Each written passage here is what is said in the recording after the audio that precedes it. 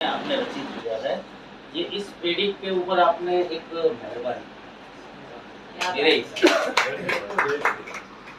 ये आपके मन में आया कि मुझे इसे हिंदी में ट्रांसलेट करना है और उसके बाद इसमें आपने आपके हिसाब से जो भी ट्रांसलेशन या नया आज की पीढ़ी के लिए और आने वाली जनरेशन के लिए या पीढ़ियों तक उनके ऊपर आपने ये एक सबसे बड़ा आपका उपकार या वगैरह वगैरह जो भी आपकी कवियत्री भाषा में बोला जाता है वो इससे ज़्यादा कोई लफ्ज़ नहीं। हम तो समझे थे आप दोनों लोग बोल नहीं पाते हैं, लेकिन आपके सामने बोलने में थोड़ा समझ से बोल रहा हूँ। कभी बोले ही नहीं कहीं हम, जैसे इन्होंने बताया ना कि गुजराती लोग ऐसे काम कर लेते हैं, हमारा ऐसा ही काम है।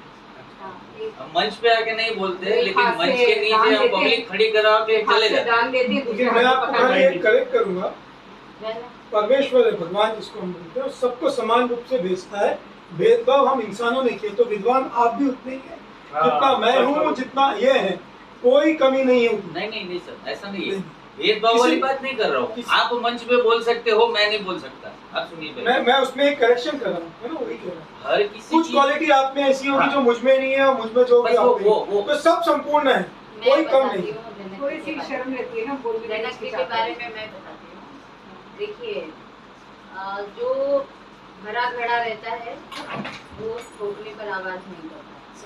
जनक जी जो है ये बहुत गहरे व्यक्तित्व हैं और यही कारण है कि ये बढ़कर सामने नहीं आते। ये उस क्षेत्र से हैं जो क्षेत्र ही अपने आप में मौन लेकिन बहुत गहन है, जिस पर विश्व के वैज्ञानिक रिसर्च कर रहे हैं। गिरनार पर्वत जो है वहाँ के निवासी ये हैं, तो वो पर्वत ही अपने आप में एक साधना है। और वहाँ पर बड़ी अजीब अजीब हस्तियाँ हैं, इनके पास वहाँ की बहुत सारी ऐसी कहानियाँ हैं जिसे आप लोग सुनेंगे तो पूरी रात बीत जाएगी, लेकिन वो कहानियाँ ख़त्म नहीं होंगी, क्योंकि उसके बीच ऐसे ऐसे साधु, ऐसे ऐसे महात्मा हैं जिनके स्वयं के अंडर में पूरे भारत भर में लगभग 5000 से अधिक गुरुकुल के विद्यार्थी वही अखाड़ों से ये स्वयं संबंधित हैं और महाकाल इनके इष्ट देव हैं, वहाँ पर भी इनका अखाड़ा है और हिंदू समाज के लिए मतलब बड़े कार्यरत है। पूरा का पूरा समाज इनके लिए कृतज्ञ रहेगा।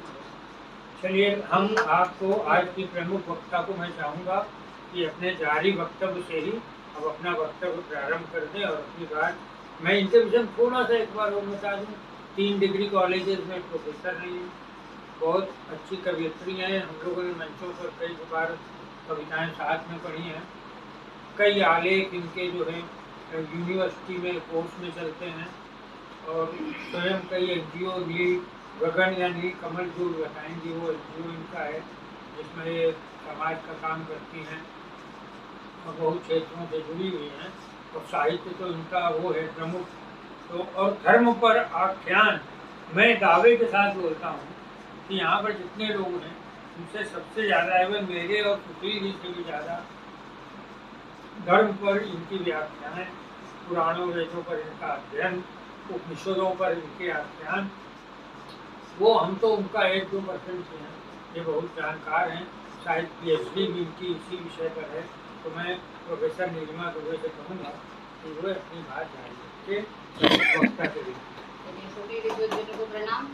ये हटाना बटाना है तो हटा लेते हैं, कलक किसमें कोई आ जा रहा है तो क्योंकि क्या है वो पेशे से शिक्षिका हूँ तो अनुशासन जरा विद्यार्थियों का आवश्यक होता है बोलते समय, तो मैं ऐसा ही महसूस करती हूँ कि अब पढ़ाने बैठ रही हूँ। मुंबई की मैं सबसे महंगी हिंदी टीचर हूँ, मैं 1 घंटे का 10,000 रुपया लेती हूँ और मेरे बारे में काफ़ी अखबारों वगैरह में मतलब हिंदी की इतनी महंगी टीचर कैसे, उसके बारे में बहुत सारे आलेख हैं, मैं भेजूँगी, आप पढ़ा सकते हैं। देखिए, ओशो जी ने कहा है कि जो सहज है, सरल है, उसी में ईश्वर है। तो सबसे पहले तो मैंने यहाँ आते ही ये महसूस किया, इसके पहले अभिलाष अवस्थी जी को कई बार मैं कह चुकी हूँ कि आप बड़े सहज सरल हैं। मतलब ये नहीं बताया था कि ओशो ने आगे ये भी कहा। तो आते ही पहले महसूस किया कि यहाँ जितने भी लोग हैं सभी सहज और सरल, लेकिन वो अपने आप में ईश्वरत्व को दिए हुए। और सनातन धर्म तो ये कहता ही है कि कण कण में ईश्वर। उसमें ये अलग बात है कि कौन सा कण थोड़ा सा बड़ा है, कौन सा कण थोड़ा सा छोटा है। अब आदरणीय सुशील अग्रवाल जी की बात करें तो इनसे मेरा कोई पहले से परिचय नहीं रहा है। एक फोन एक दिन आता है और वो बताते हैं कि मुझे अभिलाष अवस्थी जी ने आपका नंबर दिया है और ये फलाना कार्य करना है, तो आपको उसमें शामिल हो। पहले तो मैं बहुत हिचक के साथ मैंने कहा, लेकिन एक चीज है कि आदरणीय अभिलाष अवस्थी जी के पास बैठना, जैसा कि वो अभी यहाँ नहीं है, सखानी जी ने कहा, उनकी बातें सुनना या उनके साथ कुछ पल बिताना, ये एक ऐतिहासिक पल है।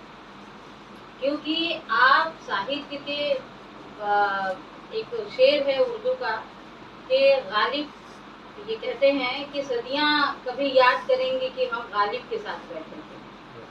तो वही बात हमारे साथ भी होगी। हम अपनी पीढ़ियों को बताएंगे कि हम आदरणीय अभिलाष अवस्थी जी के साथ बैठे थे। मेरे स्वर्गीय पिताजी श्री राम नारायण दुबे अब नहीं रहे। दबंग दुनिया बड़ी फॉर्म में चला था। बस पर उसका ऐड देखो, बड़ी बड़ी होर्डिंग्स देखो, बड़े बड़े पोस्टर देखो, जहाँ भी देखो दबंग दुनिया अखबार नवभारत टाइम्स को ऐसी टक्कर दे गया था कि नवभारत टाइम्स की सेलिंग कम हो गई थी। मेरे पिताजी ने कहा ये पता नहीं कौन संपादक आया है अभिलाष अवस्थी, जिसने पूरा मार्केट ही बदल दिया। तो उस समय हमने ये कल्पना की थी कि ये आदरणीय अभिलाष अवस्थी जो भी हैं उनको ढूंढ के पहले मिलेंगे, पिताजी की पसंद है। तो ये नहीं पता था कि ये पिताजी की पसंद है, मिलते ही हमारी भी पसंद बन जाएंगे, क्योंकि तब ये पता चल जाएगा कि ये धर्मयुग से जुड़े हुए व्यक्ति हैं। तो धर्मयुग का उन्होंने नाम लिया। धर्मयुग तो अपने आप में एक अद्भुत मैगजीन हुआ करती थी, जिसको मेरे घर पे दादाजी पिताजी सारे रिश्तेदारों से उस पर चर्चा करते हुए, उस पर लड़ते झगड़ते हुए हमने देखा है बचपन में।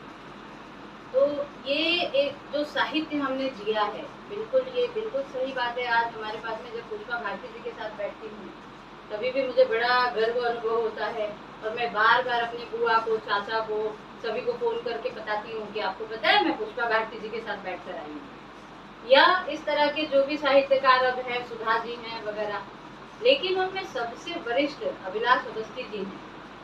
जब मैं अभिलाष अवस्थी जी से कोई चर्चा करती हूँ, एक नया विषय लेकर आती हूँ। इनकी कविताएं, आहा, आप कविता के उन भावों को महसूस जब करने लगो तो ऐसा लगता है जैसे खुद पर अभी अभी गुजरी है। इन्होंने एक सरसों के फूल पर एक कविता और अपनी खूबसूरत फोटो भी उस पर लगाई हुई है। उसको फेसबुक पर जब डाला तो मुझे कई रिश्तेदारों के फोन आए कि अवस्थी जी की वो कविता बड़ी अच्छी है, मेरी तरफ से भी बधाई देना। तो एक ऐसी कलम जिसके बारे में हम सिर्फ सोचें तो रोमांच उत्पन्न हो जाए, ऐसे व्यक्तित्व के साथ बैठना बड़ा सुखद पल है। तो मैंने जब इन्होंने कहा कि अभिलाष अवस्थी जी ने नंबर दिया है, तो मैंने यूं ही हाँ कर दिया, क्योंकि अवस्थी जी को पता है कि शहर में बहुत बड़े बड़े आयोजन होते हैं, बड़ी बड़ी लाइटों के ऊपर बड़े बड़े मंच सजाए जाते हैं, बहुत बड़ी बड़ी कवित्रियाँ आती हैं, लता हया जी जैसी आती हैं, हिंदी में कुसुम तिवारी जी जैसी आती हैं। तो ये मुझे कभी भी आकर्षित नहीं करता। कृपया जो आएगा वो स्वयं बैठ जाएगा और जिसका जो भी कार्य है वो स्वयं कर लेगा। तो आप लोग नहीं सुनना चाहते तो बाहर बैठ जाइए। तो ये जो माहौल है साहित्य का आज जो नया बन गया है, जिसको कि लोग काफी लोग बहुत पसंद कर रहे हैं, इक्के दुक्के लोग हैं जो इसको नहीं पसंद करते। उन इक्के दुक्कों में मैं हूँ। मैं हिंदी साहित्य से संबंधित जो काव्य गोष्ठियाँ होती हैं, जो आयोजन होते हैं, उनमें मैं बिल्कुल भी जाना पसंद नहीं करती, क्योंकि इतना छिछोरापन है उसमें और साहित्य को इतने गर्त में ढकेला जा रहा है कि हमें स्वयं को शर्मिंदगी महसूस होती है कि हम जब वहाँ खड़े होते हैं तो हमें लोग कहते हैं अच्छा आप भी कवियत्री हैं, तो हमें स्वयं को ऐसा महसूस होता है कि बहुत गलत हो रहा है। लेकिन अवस्थी जी के मतलब उनकी रुचि को यदि हम देखें तो ये बिल्कुल साहित्य की गहराई को स्पर्श करती हुई है। इसमें एक चीज और उल्लेख करूं कि गुलेरी नंदा ने एक ही कहानी, एक ही उपन्यास लिखा था, उसने कहा था। क्या बात है, क्या बात है मैडम जी, चंद्रधर शर्मा। और उस कृति में से वे अमर हो गए। हम पूरे साहित्य जगत के लोग, उसमें कहीं कहीं मैं भी शामिल हूँ, हमने अभिलाष अवस्थी जी से बहुत बार निवेदन किया कि आप अपनी कृति निकालिए, आप अपनी पुस्तक निकालिए, निकाल लेंगे, कर लेंगे, वगैरह वगैरह चलता रहा। बहुत बहुत आभार कोरोना का कि वो कोरोना काल आया और आदरणीय अभिलाष अवस्थी जी ने एक अद्भुत उपन्यास, और विषय देखिए, शीर्षक ही सुनते ही आपको ऐसा लगेगा कि नहीं कुछ तो नया है, उसको पढ़िए। बरसों बाद मैंने उपन्यास पढ़ा। प्रेमचंद जी को जब हम पढ़ते थे तब वो जो एक जिज्ञासा बनी रहती थी, वो जिज्ञासा आई कि पीपल पर घोंसले नहीं होते। ये उपन्यास का शीर्षक है। ये सोचना कि पीपल का पेड़ हमारे तो आसपास बहुत है, किसने सोचा? कभी नहीं सोचा, और यथार्थ है। लेकिन पीपल पर घोंसले नहीं होते, यह शीर्षक कहाँ पहुँचाता है? एक ऐसे प्रेम की तरफ पहुँचाता है जिसकी अनुभूति ही परम रोमांचक है। ऐसा उपन्यास इन्होंने हमारे साहित्य को दिया है, जिसके लिए तो बहुत बहुत बहुत बधाई। और अब देखिए, अभिलाष जी ऐसे एक व्यक्ति हैं जो कि मतलब समाज पर कितना उपकार कर रहे हैं कि इन्होंने सुशील जी जैसे व्यक्ति से हम सबका परिचय कराया। और यहाँ पर ये इतना बड़ा कार्य इन्होंने किया है, सिर्फ सनातन धर्म, सिर्फ हिंदू समाज के लिए नहीं, बल्कि संपूर्ण समाज के लिए ये एक बहुत बड़ी कृति है। कहा गया है राम से बड़ा राम का नाम, और जिस पर कृपा राम की होती वे पत्थर भी तर जाते हैं। तो ये कृपा पाने के लिए बड़ा क्लिष्ट था, क्योंकि लोगों की समझ से परे थी अवधी भाषा, और अवधी भाषा एक पर्टिकुलर मतलब एक सीमित राज्य तक ही सीमित है। तो वहाँ पे जैसे कि किरण भाई ने कहा कि गुजरात में तो हिंदी भी नहीं आती, तो ये सिर्फ गुजरात की बात नहीं है, ऐसे बहुत सारे प्रांत हैं। दुर्भाग्यपूर्ण स्थिति ये भी है कि मैंने शुरू में उल्लेख किया कि मैं मुंबई की सबसे महंगी हिंदी टीचर हूँ। हिंदी क्यों? क्योंकि अंग्रेजी माध्यम में बच्चे पढ़ रहे हैं, उनके लिए सबसे, मैं जब छोटी थी तो मेरे लिए सबसे कठिन विषय था गणित। जैसे गणित की बात आए, 18, 19, 20 का पहाड़ा याद करने में मैंने इतना मार खाया है कि मेरे शरीर पर बहुत सारे निशान हैं, लेकिन वो याद नहीं होता था। गणित मुझे बहुत मतलब एकदम हेय लगता था। अब स्थिति ये है कि हिंदी विषय जिस बच्चे को मिल गया है पढ़ने के लिए, वो कोने कतरे में जाकर मत्था पीटता है। ऑनलाइन क्लास चल रही है तो वो चैटिंग करता है, पर हिंदी नहीं पढ़ना चाहता है, क्योंकि उसको ये भाषा बहुत क्लिष्ट लगती है। एक तो इसका प्रस्तुतिकरण भी वैसा ही है, दूसरा ये कि सचमुच ये भाषा क्लिष्ट है, लेकिन ज्ञानवर्धक यही भाषा। यदि किसी को ज्ञानी बनना है तो उसे सबसे पहले हिंदी सीखना आवश्यक है। हिंदी सीखेगा तो वो कुछ रुचिकर होकर संस्कृत की तरफ जाएगा। विश्व की सबसे पुरानी भाषा संस्कृत ही ज्ञान का स्रोत है, देव भाषा। तो यदि आप देवत्व को प्राप्त करना चाहते हैं तो आपको संस्कृत के करीब पहुंचना पड़ेगा। लोग दुखी हैं, नाना प्रकार का दुख है संसार में। क्यों दुखी हैं? क्योंकि वो देवत्व से धीरे धीरे दूर होते जा रहे हैं, और अब जब वो थोड़ा सा जाग रहे हैं तो वो अभी से तड़फड़ा कर फिर से पाना चाहते हैं। जैसा कि अभी सखा मित्र जी ने उल्लेख किया था कि विदेशों में मैं अंतर्राष्ट्रीय कवयित्री हूँ, मंचीय नहीं, लेकिन अंतर्राष्ट्रीय स्तर पर जो भी मुझसे जुड़े हुए हैं सभी से ये मतलब शनिवार को एक बहुत विशेष आयोजन होता है। एक शेर अर्ज है, उसके संचालक अशोक सिंह जी हैं, जो अमेरिका से इसे संचालित कर रहे हैं, उस पर बड़ी परिचर्चाएं होती हैं। लगभग उन सब में जो सुनता है कि ये भारत से हैं, तो वो एकदम बिल्कुल एक अजूबे की तरह हमको सुनना चाहते हैं, थोड़ा और कुछ कहिए, थोड़ा और कुछ कहिए। यानी उनकी पिपासा इतनी बढ़ी हुई है कि वो पाना बहुत चाहते हैं लेकिन मिल नहीं रहा है।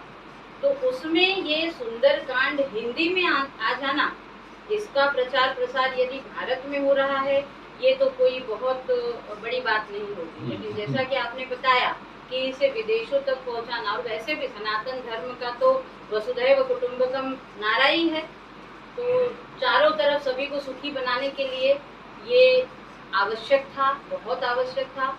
बड़े सौभाग्य की बात ये है कि सुशील जी को इसका माध्यम ईश्वर ने चुना, क्योंकि यदि वेदों पुराणों की माने तो ऐसा कहा जाता है कि ईश्वर हर किसी को हर किसी कार्य के लिए माध्यम बनाकर भेजता है। तो हमारे बीच सुंदरकांड के लिए सुशील अग्रवाल जी को माध्यम बनाकर भेजा गया है। तो राम से बड़ा यदि राम का नाम है, तो उनका नाम लेने वाले हमारे बीच भक्त सुशील अग्रवाल जी हैं, तो हम इन्हें ही प्रणाम करके ईश्वर की कृपा प्राप्त कर ले रहे हैं। अब ये सुंदरकांड रामायण जो है, ये बहुत बहुत गहरी पुस्तक है। पुस्तक क्या कहें, जीने की एक प्रक्रिया है। जहाँ रामायण पढ़ी जाती है, जहाँ सुमति के संदेश को देने वाला एक ही काव्य है, वो है रामायण।